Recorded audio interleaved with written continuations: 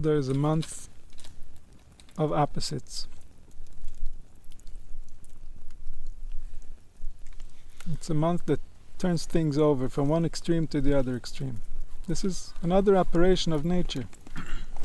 Nature sometimes goes gradually and sticks close to the balancing point in order not to go out of balance. And sometimes there are processes where nature goes to the extremes, from one extreme to the other extreme, going very distant from the balance point. Adar is one of those extremes.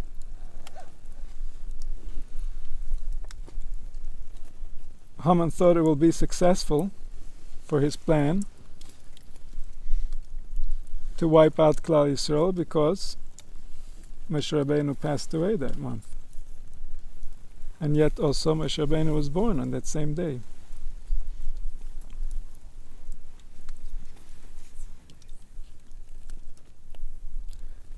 Purim is the type of message that says v'nahafachu. V'nahafachu means it's the opposite of what you thought. And now what? Now stop trusting what you think.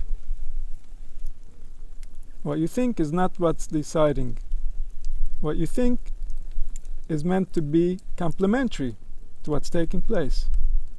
It's not what's causing the events to happen. We don't understand the events. So don't trust your thoughts so much. Don't try to be right. Take your thoughts to the places where they're going to be helpful.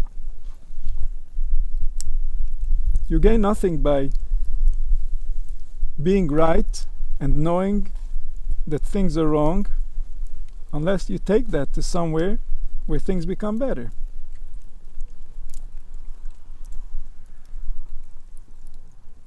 So the mind creates a reality, and then v'nahafachu, reality says no. It's exactly the opposite of what you thought. This is an operation of proving a point. It's not just a story. It's not just, oh, we should have died, we got saved. We should have died, we got saved. We should have died, we got saved. Oh, and we're still here. Every time there's something that we need to realize, something that's taking place on a deeper level that's changing the reality that we're going to have afterwards. V'nahafachu means things are not as they seem. Don't take what you believe, what you think, so seriously. It's not true. What you believe, what you think is not true. What I believe, what I think is not true. I can say so many things, and they're all based on truth. But there's so much other truth that I haven't said. And the partial truth is not a truth.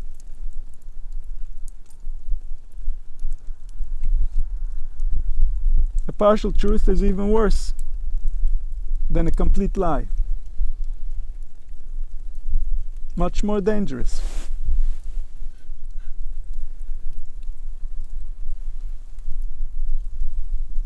And so what we think is not right. This we must know first. And then we ask, okay, so now that we know this, how are we supposed to interact with reality? Not, okay, so what will I think to be right? That's not on the menu. It's not available. You can learn how not to damage your environment. You can learn how not to damage yourself.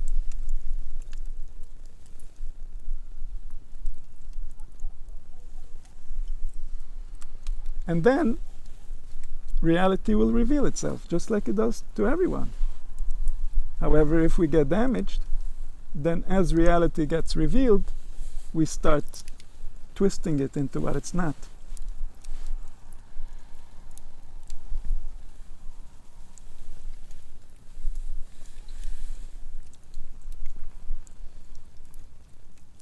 And so wisdom is not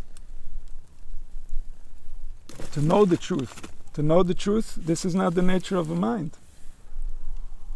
Wisdom is to avoid the pitfalls of not knowing the truth. Wisdom is to learn how to avoid the lies. Wisdom is to learn how not to sell yourself into beliefs that are not reliable, that will turn out to be an illusion when you're going to need them most.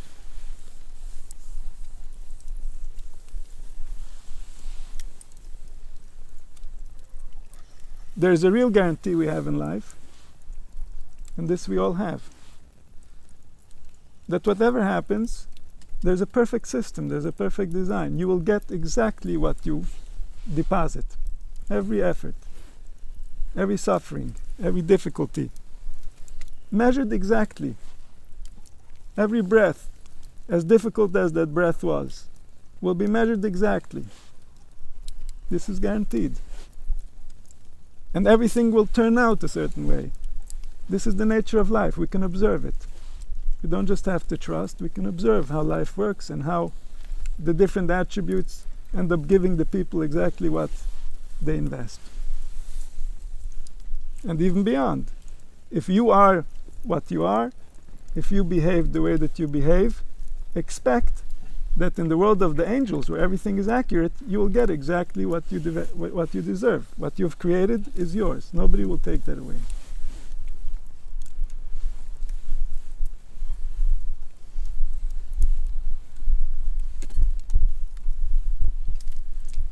This is something that is guaranteed for everyone, for the good and for the wicked.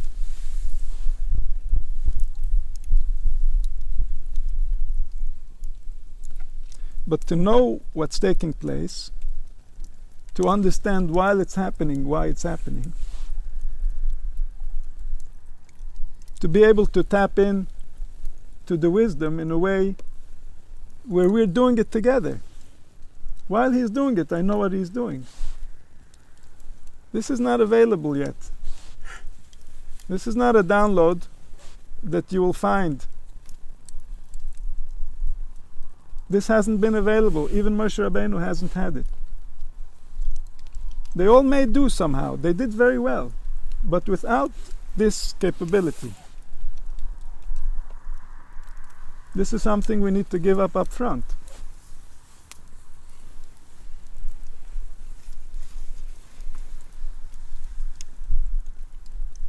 Because we are creating that. We are creating that intelligence that's going to do that. If it already existed, we wouldn't need to create it. This is exactly the intelligence that's evolving inside of us. This is our mission, is to bring ourselves closer to that goal. But we cannot have it, we haven't completed our work.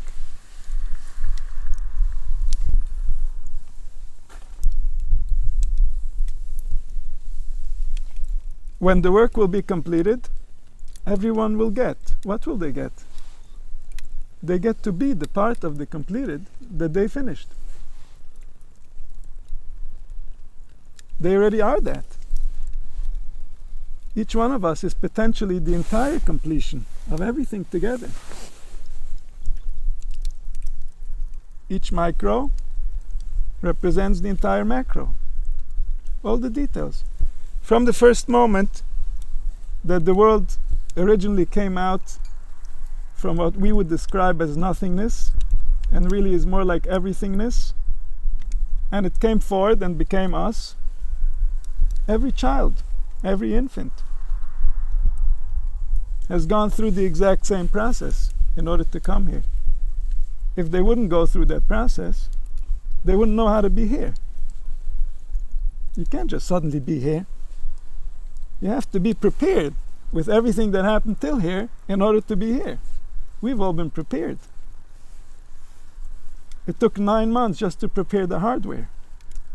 Before we even anything was going on internally, just to prepare was a 9-month process so that this new existence can go through the entire trajectory that all of us have been through as a collective over thousands of years, or who knows how long.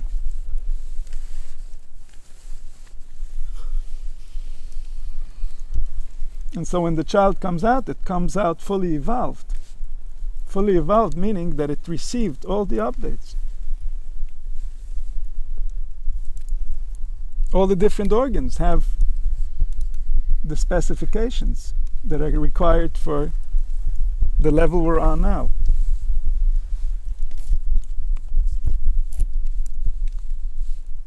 And so knowing the truth is not possible. Knowing the truth is not the goal. The goal is to avoid worshipping partial truth, to avoid worshipping lies, to avoid getting confused about what's really taking place. It's to believe in things more than they are. To believe in the undefined completely, of course. But in the world of the defined, to not believe in anything that's defined. To believe in the undefined completely, to not believe in anything in the defined, that it can give you safety. Nothing in the defined world can give you safety. Everything that you can define is temporary.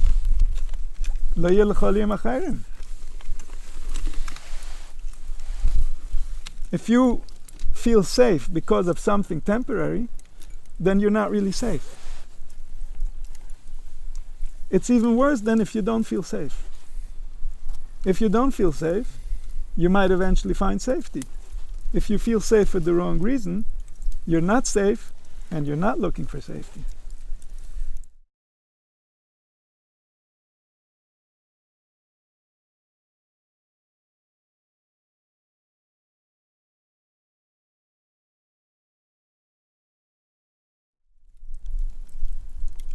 And so Klal Yisrael in the Midbar goes through this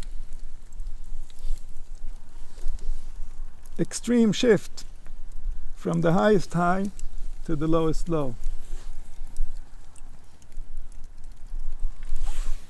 And why? Why did it happen?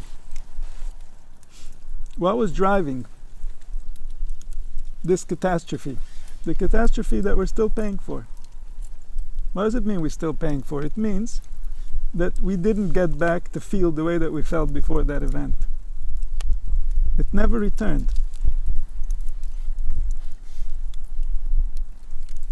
Humanity hasn't felt the same since. People used to feel different.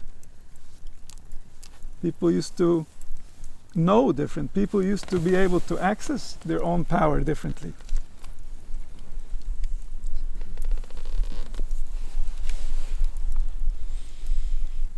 People managed to access the ultimate power, the unity, the power from where all power gets its power. And then they managed to go so far from there, all the way to the opposite extreme. How is that even possible? How does that even make sense? What were they thinking? And that was exactly the issue. Fear took over. They couldn't think.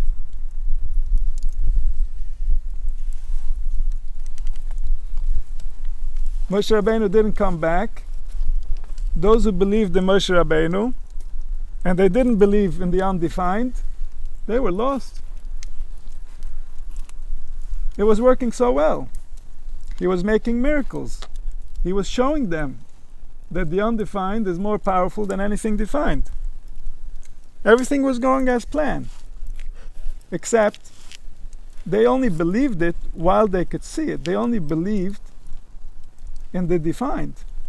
The defined that was breaking the rules of the defined. The undefined was too far a stretch. And so when Moshe doesn't return, fear.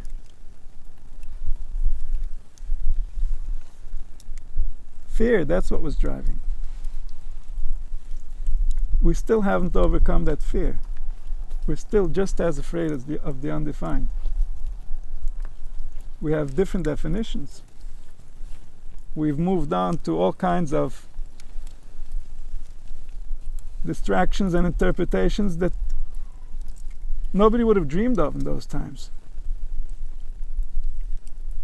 But the fear, the underlying fear of the undefined, they're not realizing the way things really are, not realizing the investment in us and the interest of the collective to protect all its individuals, not realizing from where we really receive safety, and relying on temporary things that keep on changing, and therefore we keep losing our protection. This was at the root of the Chet HaEgel.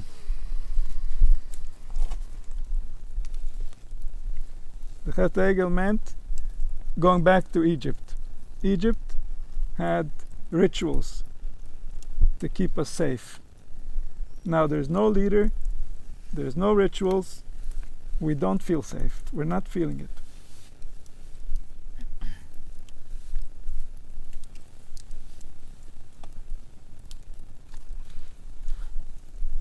So what did they do? The Medrash says they took one of the legs of the Kisei HaKoved, of the divine throne, and they separated it from the rest. And they said, this is what we worship. This is what took us out of Egypt.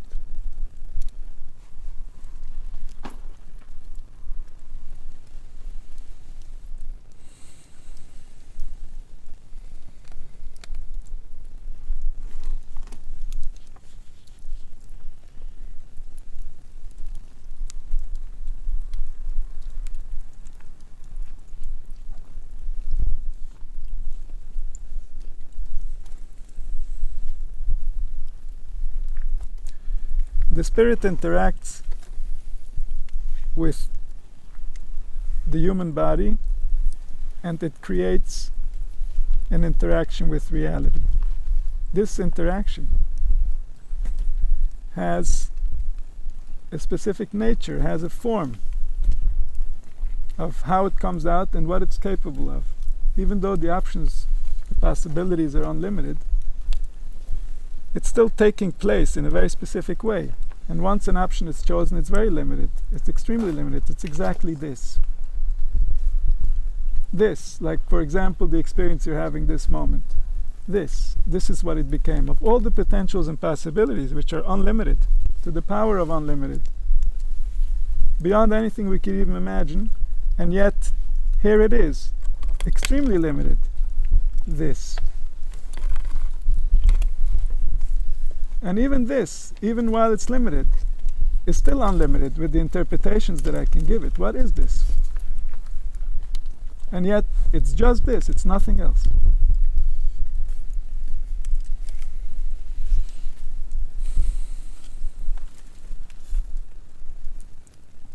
And so when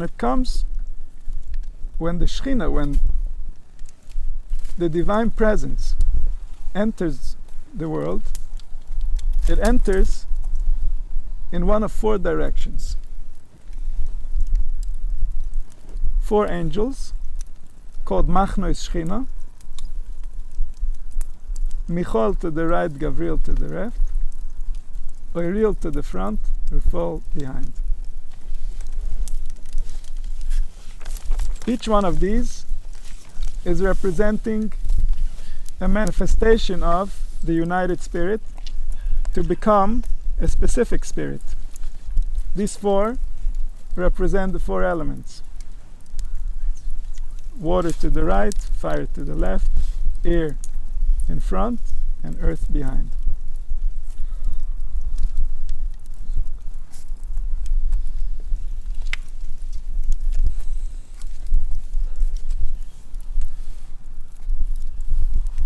The front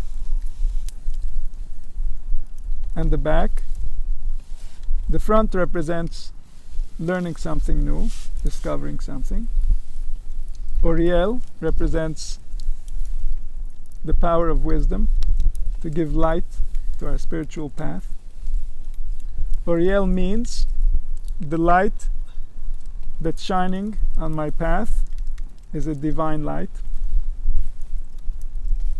So don't assume that the force inside of you is mundane.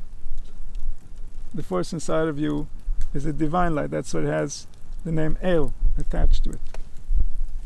It's such a divine light that if we come close enough to it, if it gets infused with the human spirit, it becomes one of the divine attributes.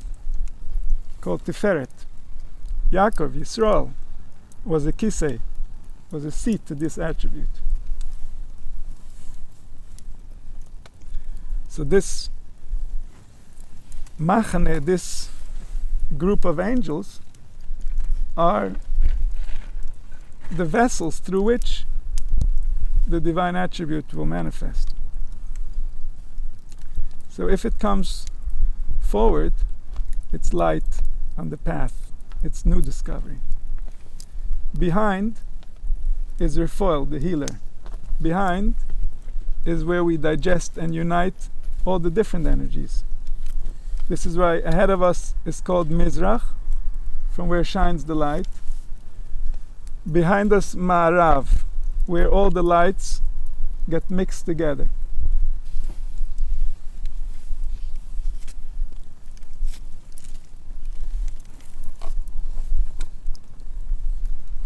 Mizrach represents the spiritual light in the head.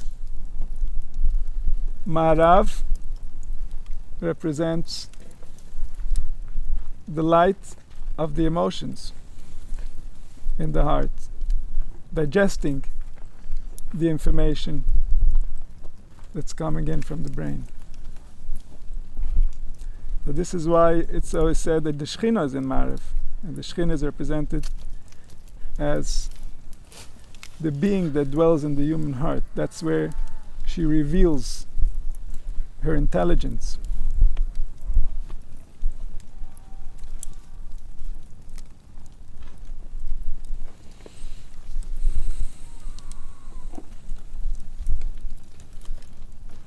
And then there's on the right side Michoel. Michoel representing the Midas HaChesed, representing kindness, representing where the soul is connecting towards others in order to widen and increase her light. And on the left is Gavriel, that represents the strength, the courage, the ability to define and control. And so when Klal Yisrael was losing their trust, they were losing their connection, they were losing their ability to hold on to the undefined. At the same time, they were losing access to three of the four components, three of the four possibilities that were available to them at the time when they were receiving the truth.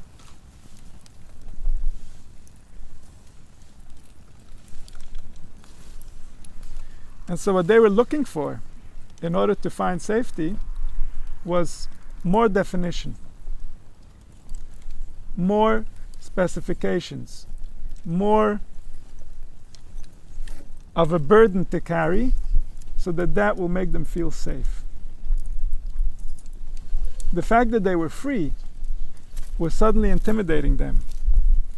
Being free was too much for them. They needed something that could give them what to hold on to, that can give them that feeling of safety. And so this is why Chazal tell us that they were taking the fourth, meaning they were taking the left alone and saying, El Elohecha Yisrael, this is your truth. What can be defined is your truth. What cannot be defined is no longer true.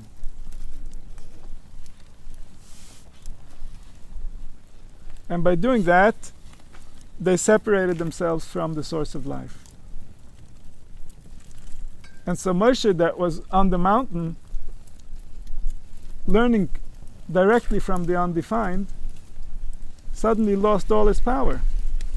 Suddenly the one he was talking to no longer had a presence within the people. That world that he was trying to develop suddenly lost existence within the hearts of the people. The hearts of the people are what give power to the worlds, are what give sustenance, belief, reality existence to the higher realms. If there's no human, then the higher realms are not being explored. There's no purpose.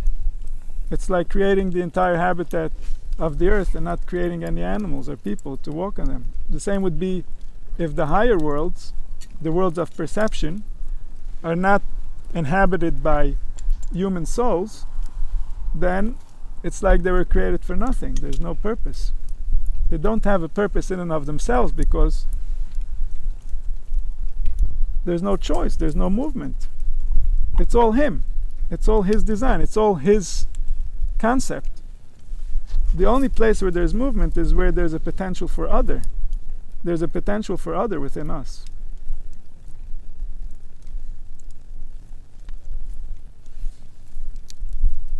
This potential for other, which makes us so special, which makes us so powerful, is also what makes us afraid, what makes us vulnerable.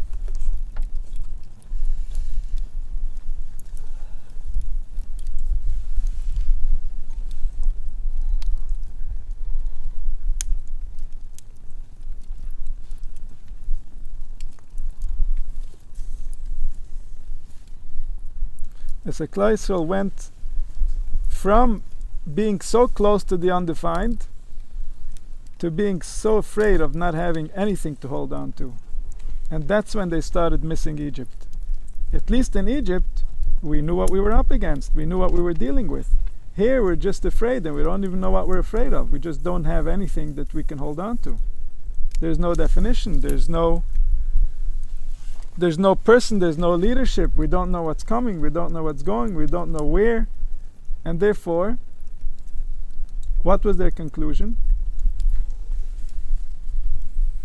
Let's gather together and we're going to define whatever is convenient.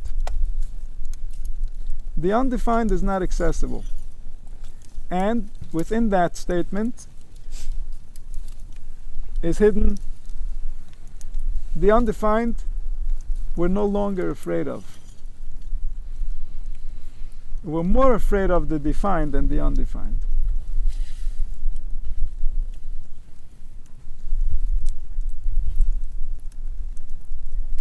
We're more afraid of the things that we can see, the things that we know, than the things that we can't see. And this is a result of fear. This is not an intelligent conclusion. Because everything we have, we've received from the undefined. Everything there is comes from the undefined. If the undefined is good to us, we don't have to be afraid not from the undefined and not from the defined. If the undefined is not good to us, then the defined cannot save us. We don't reside in the defined. We ourselves are undefined. And therefore, our only protection is in the place where we are. Our only existence is in the place where we are.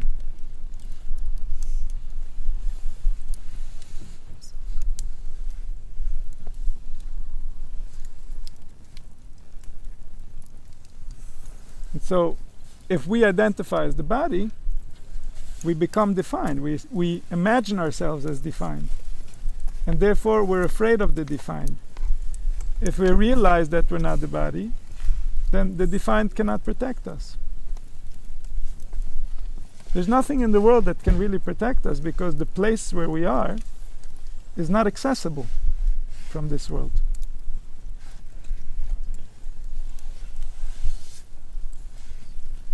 And so by disconnecting themselves from this reality, they lost all context of everything that they were trying to accomplish. All meaning that was given on Har Sinai suddenly took on an entirely different form. Suddenly the high worlds that were created by these concepts descended into the lower realms. Man went from being on top of the world to being below the worlds.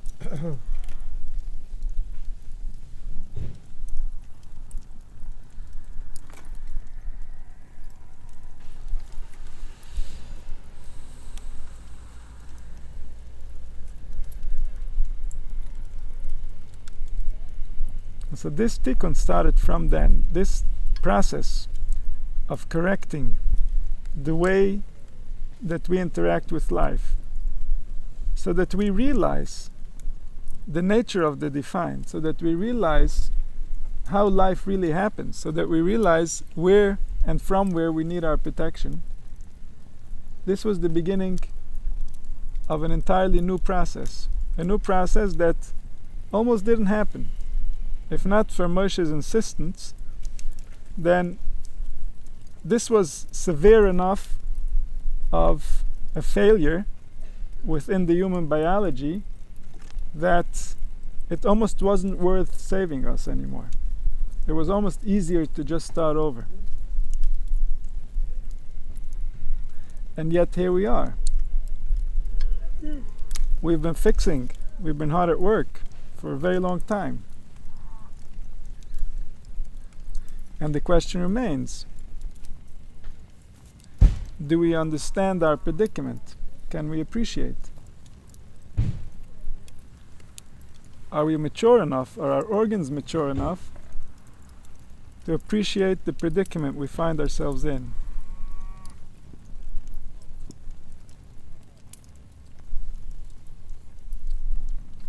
Because if we see the situation accurately, that alone calls in the next level.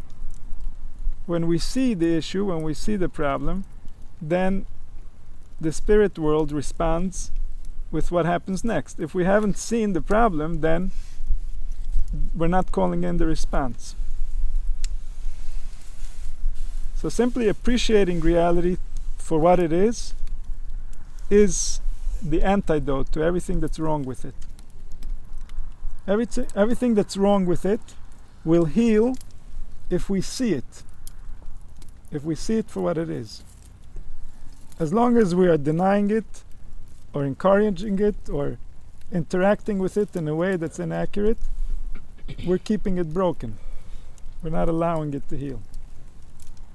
So this process that started from the ego is still happening, and every time we are frustrated only for this reason, because we were separated from the undefined, and therefore we don't have safety. And part of us knows that we're not safe.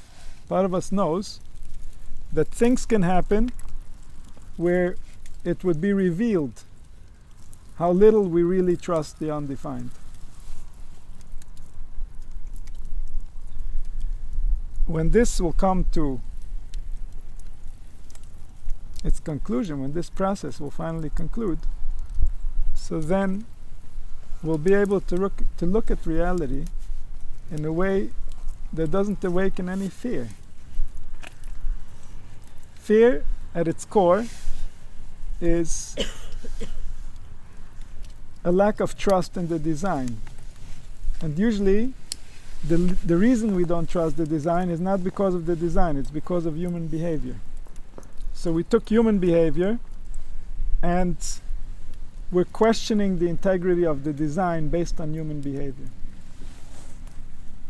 And that's not the appropriate way to evaluate. Human behavior is not yet ripe. Humans have been through many different challenges that has resulted in them misbehaving. And so if we look at the processes of nature, if we learn to observe our own process is the most subtle, it's the most difficult, but the most beautiful to observe. So then we learn to trust. And that trust, the trust in the undefined, and only in the undefined, not based on anything. Even if tomorrow we find out that everything we thought was completely wrong from the beginning till the end, we can still trust the undefined just the same. Nothing really changed. Nothing really changed. In our mind, a lot has changed. But the same one that was there before, creating the reality that he already knew that we're misinterpreting, he already knew is wrongly misinterpreted, and yet he keeps it going. And now that you've realized you wrongly misinterpreted, nothing really changed. the same life, the same trust, the same truth.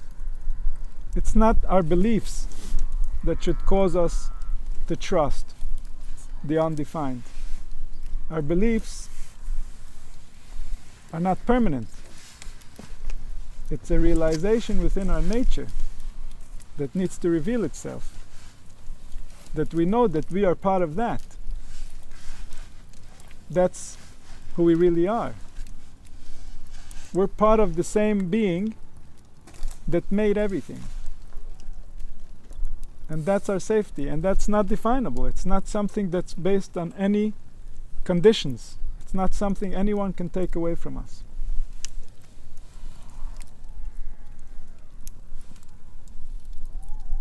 And that realization, that commitment, that devotion is what brings forgiveness to the mistakes of the past, to the mistakes that are following us until we're going to find forgiveness.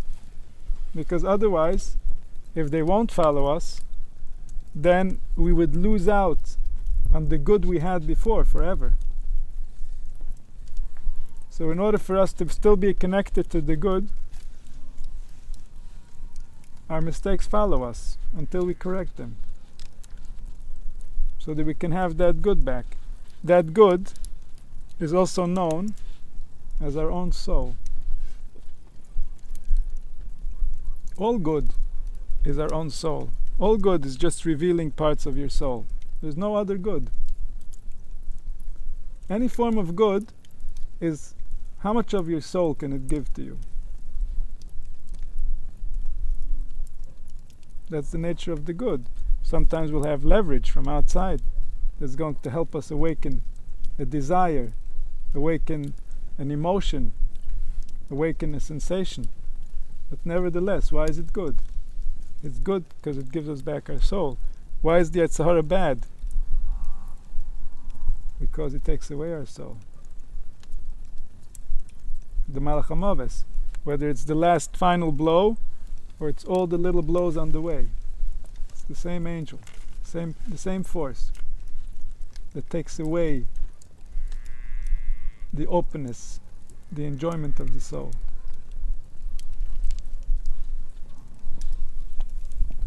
So when we will finally correct that mistake, when we will finally overcome our fears, when we will finally realize the true nature of why we are safe, then we will be able to experience only the Yetzer Tov and never experience the Yetzer Hara, never experience a reduction of life, never experience something that offends the spirit and therefore some of it leaves. And this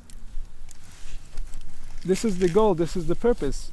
Ever since that mistake, the entire Torah is only to get us back to the other place so that they can tell us what they really have to tell us. Ever since this mistake, we weren't even mature enough that they should tell us what they want to tell us.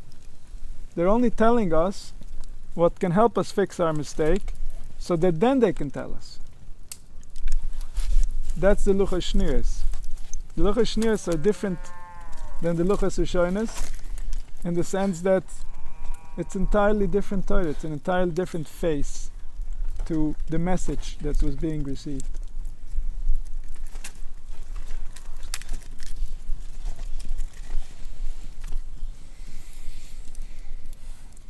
So in Adar we celebrate these extremes, and the Egel is one of these extremes. The Egel is something that's going to become a center of joy for Klal Yisrael. When we finally recognize the true purpose, when we finally recognize what we've gained by all this trouble, the Egel is going to become a source of joy. It's going to become v'na'afechu. And then we're going to realize that everything negative that we experienced was really a result of us craving a higher positive. There was never a negative that didn't result from us craving a higher positive. So for example, even by the Egel, Klal Yisrael was feeling afraid, Klal Yisrael was feeling distant, because according to the inner depth of their neshamas, they knew that the world belongs closer to the Creator. The world shouldn't be so distant. And therefore, their souls couldn't find comfort yet in the revelation that was received through Moshe. Moshe, it says, had access to the Memtes Share Bina, 49 of the 50 gates of understanding. He was lacking a gate. That gate, when that gate is opened, a person can no longer be distant from the undefined. Therefore, a person loses all their fear. The 50th gate of understanding is the gate that sweetens all fear in their source.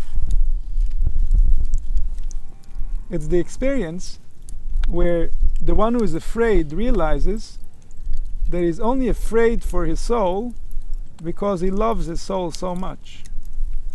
And so skip the fear and let the soul hug the soul.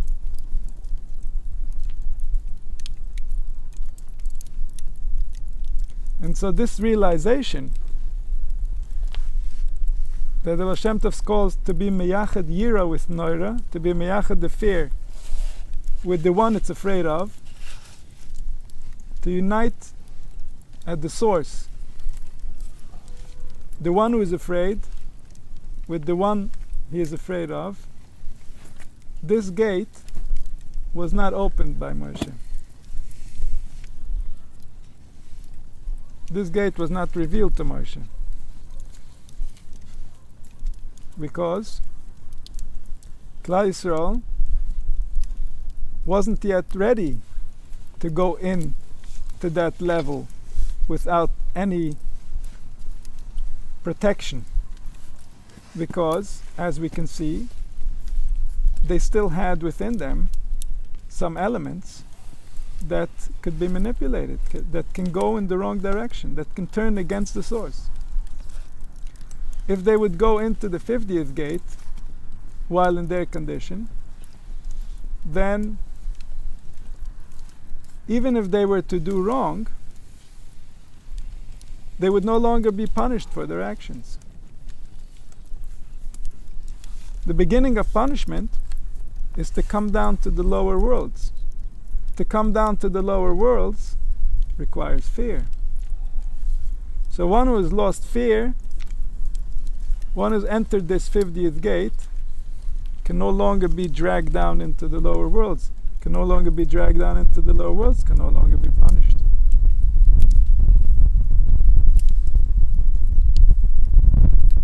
And so Moshe Rabbeinu, because of the condition of Klal Yisrael at the time, was not capable of removing punishment from Klal Yisrael.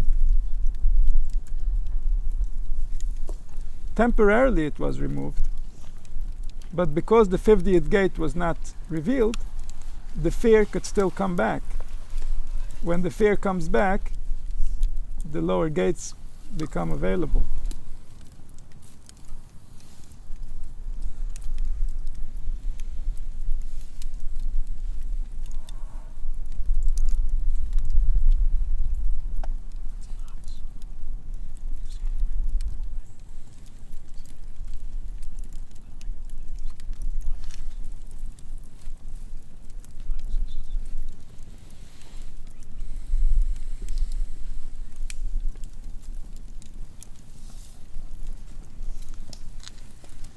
And this fear really, and the reason of this entire trajectory, the way that it was designed, relates to the 6,000 years that we're experiencing. And 6,000 years that we're experiencing, the Kabbalah say, is a Shemitah of Gevura. And the Shemitah of Gevura is what brings with it all these difficult energies, all these lower worlds that grow out of our fear. All these illusions, imaginations, interpretations, and context that we create through our fear, and therefore they send the world in that trajectory. They bring disease, they bring complications, they bring difficulty between people.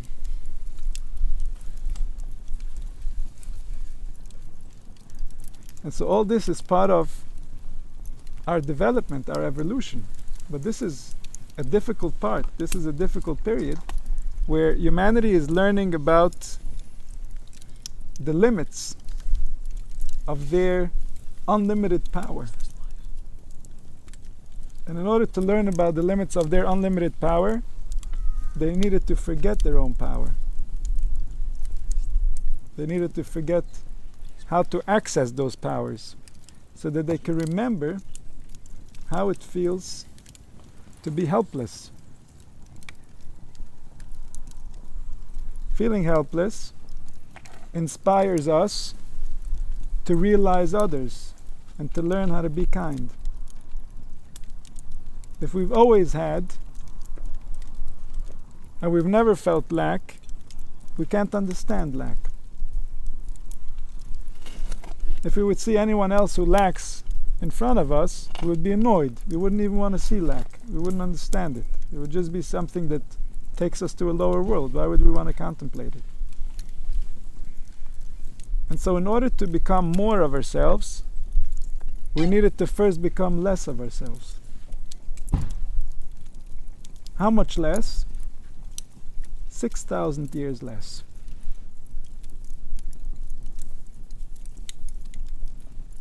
That's the number. A Shemitah. A Shemitah that in a certain sense we might say humanity is in the gather of Eved Ivri.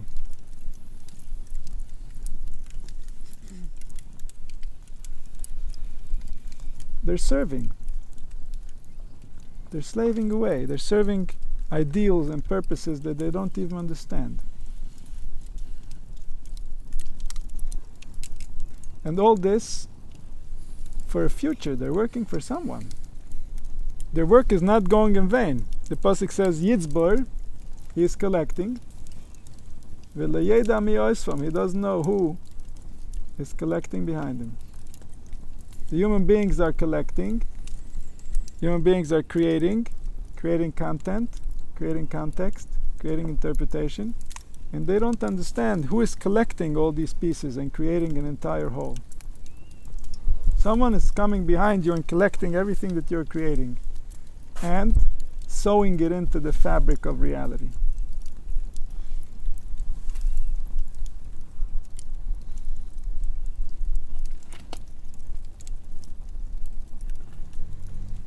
And this reality is the dress for the being that has been and is becoming and will be. The being that is one being, that is beyond time, and yet is dressed in time, is dressed in space, and is dressed in context and in concept.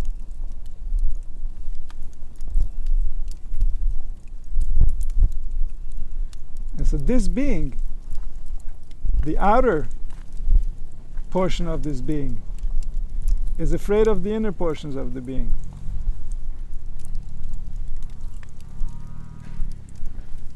The outer portions of the being has been disconnected from the operations of the inner portions of the being. The outer portion of the being is concerned about things that don't really exist. The inner portion of the being has been abandoned.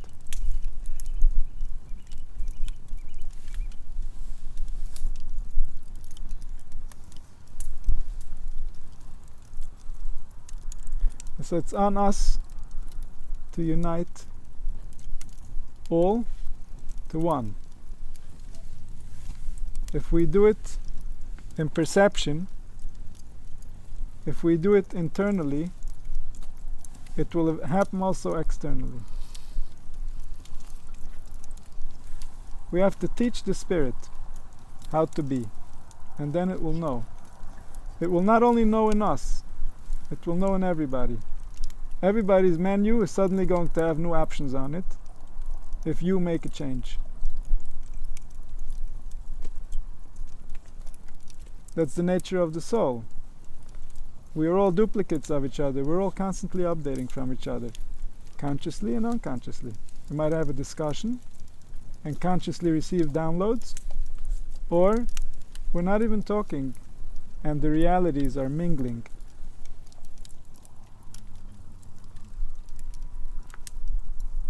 Because what's real is always real, and it's real everywhere. And what's real doesn't just include the rules of nature, it also includes everything that happened in nature.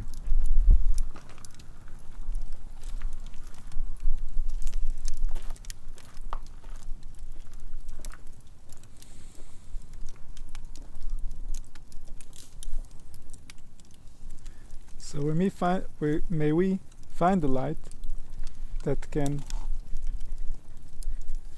reveal to us the way home, reveal to us the 50th gate.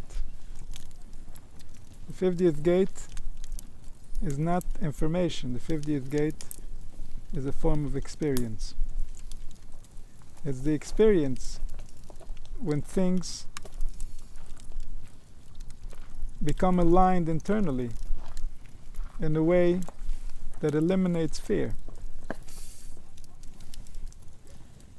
There is the fear of the truth, which is the right fear, which is the reason there is fear, not to cause damage to reality. That's the reason for the fear, that's the healthy fear. The unhealthy fear, not only doesn't it avoid damaging reality, it itself does the damage. The unhealthy fear, not only is it not a protector, but it goes out against the person and makes him weak and brings him down so he can get into all kinds of complications. So we should be able to find that light that heals our unhealthy fear, that returns it to the healthy fear, that motivates us and gives us courage and pushes us to do the right thing at the right time, even when it's difficult. And through that we'll be able to find the original light, the Ora Ganuz, the truth that can only be told to those who are worthy. May we all be worthy. May all of humanity be worthy. And may it happen soon.